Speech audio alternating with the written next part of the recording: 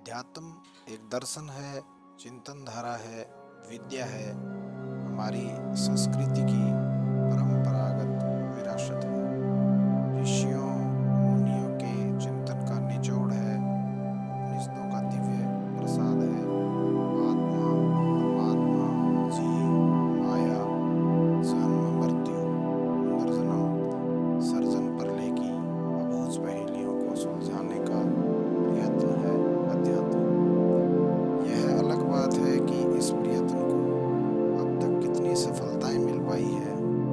अब तक निर्मित स्थापनाएं, धारणाएं, विश्वास, कल्पनाएं किसी सीमा तक यथार्थ की परिधि को छू पाई है। इस प्रश्न का उत्तर अनुत्तरित है, पर इस दिशा में अनंत परिवर्तन अनेक विद्वान मस्तिष्कों द्वारा किए जाते रहे हैं, इसमें कोई संदेह नहीं है। वेदों का रचनाकाल जो अनुमानित 5000 साल पहले का है, जिसको वैदिक काल कहा जाता है, तब हमारा देश कृषि और पशुपालन युग में था।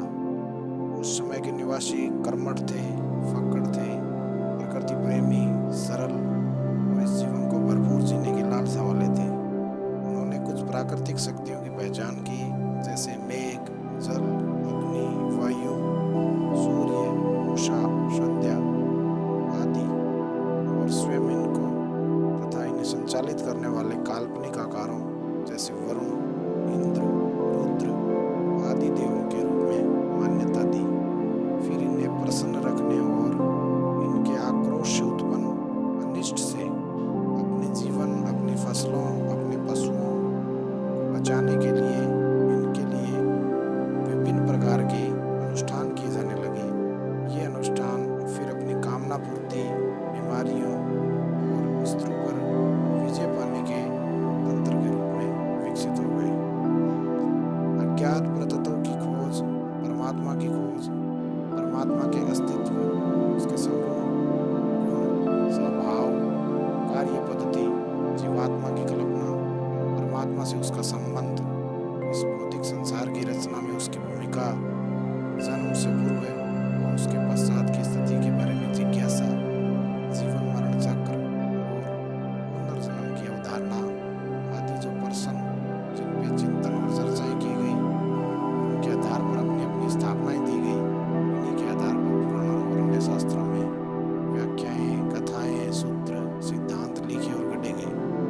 आधुनिक भौतिक विज्ञानों के विकास के साथ प्रयोगधर्मी अनुसंधानों, तार्किक चिंतन, गणितीय शोध, खगोलीय संबंधी विभिन्न खोजों, पृथ्वी के आकार, पृथ्वी की गति और उसके सूर्य एवं समूचे जो ग्रह मंडल है उसकी स्थिति के सही आकलन ने पुराने जो विश्वास और जो स्थापनाएं थी उनके आधार को हिला दिए और वे अब अप्रासंगिक लगने लगे।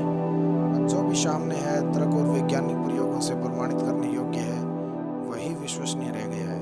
अज्ञात, अबूझ, अपरिभाषित, कल्पनाजन्य, अप्रकट या ऐसे तत्व अब मान्य है और वैज्ञानिक विचारधारा से मेल खाने वाले नहीं होने के कारण अस्वीकार्य हो गए।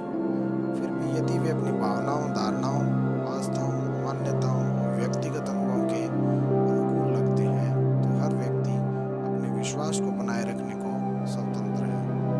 यह भी सही है कि नैतिकता, पवित्र जीवन मूल्य, नकारात्मक जो कार्य है और जो विचारों से बचना है, सामाजिक और राष्ट्रीय जीवन को जो आघात पहुंचाने वाले कार्य हैं, उनको पाप समझना, परोपकार, सत्य, न्याय, कर्तव्यनिष्ठा जैसे शाश्वत मूल्य सदैव अपने जीवन को प्रकाशित करते रहे हैं। इसमें कभी भी किसी भी प्रकार का विश्वास हमारा टिकना नहीं